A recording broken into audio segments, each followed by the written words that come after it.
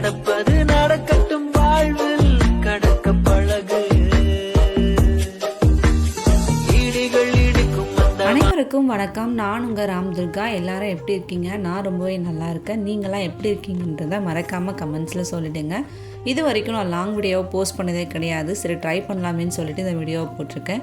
என்னுடைய வீடியோ ஃபுல்லாக பார்த்துட்டு உங்களுக்கு பிடிச்சிருந்தா மட்டும் லைக் பண்ணுங்கள், ஷேர் பண்ணுங்கள் அண்ட் சப்ஸ்கிரைப் பண்ணிவிடுங்க. வாங்க வீடியோக்குள்ளே போகலாம். இந்த வீடியோ என்னென்னு பார்த்தோம்னா, நான் 5 வாரமாக வெற்றிலை தீபம் போட்டுட்ருக்கேன். இந்த வெற்றிலை தீபம் போட்டதுனால என்னுடைய வாழ்க்கையில் என்ன நடந்தது, வெற்றிலை தீபம் போட்டதுனால நான் வேண்டுதெல்லாம் பழிச்சுதான் அப்படின்றது தான் இந்த வீடியோக்குள்ளே போகலாம். முதல்ல வெற்றிலை தீபம் நான் எப்படி போடுவோம் அப்படின்னு பார்த்தோன்னா, முதல்ல அந்த வாசல் படியை எந்த அளவுக்கு நம்ம பாசிட்டிவாக வச்சுக்கிறோமோ அந்த அளவுக்கு நம்மளுடைய வீட்டுக்கு ரொம்பவே நல்லது, நமக்கும் ரொம்பவே நல்லது. ஊர்லியில் பூவெல்லாம் போட்டு டெக்கரேட் பண்ணி வச்சுருவேன். வாசப்படியில் எப்பவுமே குங்குமம், மஞ்சள் குங்குமம் வச்சுட்டு டெக்கரேட் பண்ணிவிடுவேன். ஒரு பலகை எடுத்துக்கிட்டு அதில் முருகர் ஃபோட்டோவோ இல்லை முருகருடைய சிலையோ இருந்தால் வச்சுருங்க. அதில் ஷட்கோணம் கோலம் போட்டு வைங்க, ரொம்பவே நல்லது. ஷட்கோணம் கோலம் போடும்பொழுது முருகருக்கு ரொம்பவே விருப்பமான ஒரு விஷயம். ஷட்கோண கோலம் போட்டுட்டு 6 வெற்றிலை எடுத்து வச்சுக்கோங்க. அதை க்ளீன் பண்ணிவிட்டு அதில் குங்குமம் மஞ்சள் விட்டு அதுக்கப்புறமா அந்த காம்பை தனியாக கிள்ளி எடுத்துக்கோங்க. எப்போவுமே நெய்வேத்திய பொருள் வச்சு கும்பிடுங்க. எந்த ஒரு நாள் கும்பிட்டா இருந்தாலும் நம்ம பட்டினியாக எந்த ஒரு சாமியும் நம்ம கும்பிடக்கூடாதுன்றதுக்காக தான் நெய்வேத்திய பொருளாக ஏதாவது ஒன்று வைக்கணும். நான் இன்றைக்கி வாழைப்பழம் வெற்றிலைப்பாக்கு பால் பாயசம் செஞ்சுருக்கேன். ஸோ 6 வெற்றிலையை மயில் தொகை போல் வச்சுருங்க. வச்சுக்கிட்டு நெய் தீபம் ஏற்றுங்க.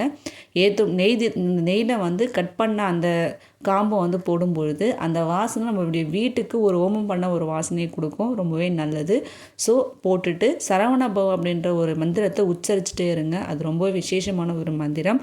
அதுக்கப்புறம் முடிஞ்ச வரைக்கும் கந்தசஷ்டி கவசத்தை கேட்டுகிட்டே இருங்க. கந்தசஷ்டி கவசம் கேட்கறதுனால எவ்வளோ பெரிய பிரச்சனையும் நம்ம வாழ்க்கையில் தீரும் அப்படின்னு சொல்லுவாங்க. கந்தசஷ்டி கவசம் நான் எப்பவுமே கேட்டுகிட்டே தான் இருப்பேன்.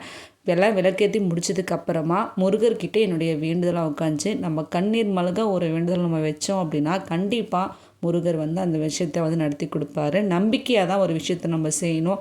இதை பண்ணலாமே, இது செஞ்சால் இது நடக்குமே அப்படின்னு பண்ணக்கூடாது. நம்பிக்கையாக ஒரு விஷயத்த பண்ணோம் அப்படின்னா நம்ம பண்ணுறது ஒரு கரெக்டான விஷயம், நம்மளுடைய வேண்டுதல் ஒரு உண்மையான வேண்டுதல் அப்படின்னா கண்டிப்பாக அந்த வேண்டுதலாக முருகர் நம்மளுக்கு நிறைவேற்றி வைப்பார்.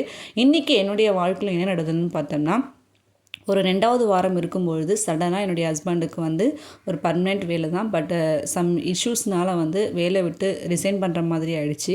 உங்களுக்கே தெரியும் இந்த காலகட்டத்தில் வேலை இல்லாமல் ஒரு வாழ்க்கை நடத்துது அப்படின்னு சொல்லிட்டு. பட் வேண்டுதல் முடிஞ்சதுக்கப்புறமா ஒரு நல்ல வேலை, நல்ல சம்பளத்தில் எனக்கு கிடைச்சிது.